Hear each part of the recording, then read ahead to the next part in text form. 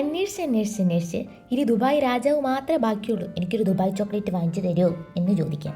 അങ്ങനെ വെറുപ്പിച്ചുകൊണ്ടിരിക്കുമ്പോഴാണ് പ്രിയതമൻ്റെ പുതിയ കണ്ടുപിടുത്തം. യെസ്, ബോസ്റ്റണി.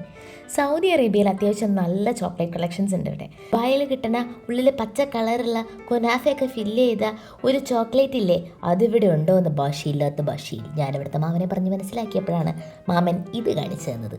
നാട്ടിലുള്ളവരെല്ലാം വീഡിയോസ് കണ്ട് സഹിക്ക് വയ്യാതെ വീട്ടിലുണ്ടാക്കി തുടങ്ങിയൊരു ചോക്ലേറ്റാണ്. ബട്ട് ഞാൻ കുഴിമടി കണ്ടുപിടിച്ച ആളായതുകൊണ്ട് അങ്ങനെയൊന്നും കഷ്ടപ്പെടാൻ പാടില്ലല്ലോ. പണ്ടേ എൻ്റെ ഒരു അഭിപ്രായമാണത്. തിന്നുന്നതൊന്നും ഇത്ര ഗ്ലാമറായിട്ട് ഉണ്ടാക്കാൻ പാടില്ല. തിന്നാൻ തോന്നില്ല, അത്യാവശ്യമായിട്ട് തുറക്കാൻ നോക്കുമ്പോൾ ആരും സഹകരിക്കാത്തത് എന്തൊരു കഷ്ടമാണ്. മുട്ടായി തുറക്കാൻ കിട്ടാതിരിക്കുമ്പോൾ ആരെങ്കിലും ഇങ്ങതാ ഞാൻ തുറന്നു തരാം എന്ന് പറഞ്ഞാൽ ഞാൻ ഇന്നും വിശ്വസിക്കില്ല. Highly insecure.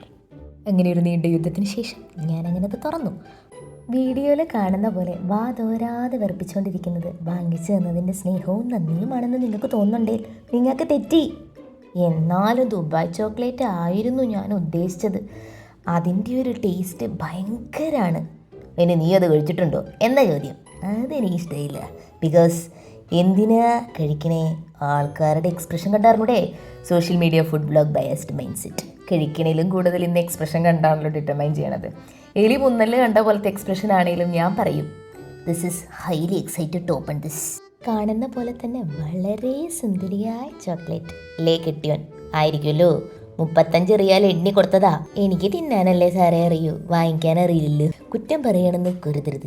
ഇത് ഇത്രയും കനം കുറച്ചുണ്ടാക്കാൻ അവരൊരുപാട് കഷ്ടപ്പെട്ട് കാണും. പക്ഷേ കുറ്റം പറഞ്ഞാലും തീറ്റയ്ക്കൊരു കുറവില്ലല്ലോ. അതാണ് എൻ്റെ ഹൈലൈറ്റ്. നാഗവല്ലി പോലെ ഇതിങ്ങനെ കുലുക്കിക്കൊണ്ട് ഞാൻ പറയുന്നത് ഇത് കൊള്ളാം എന്നാണ്.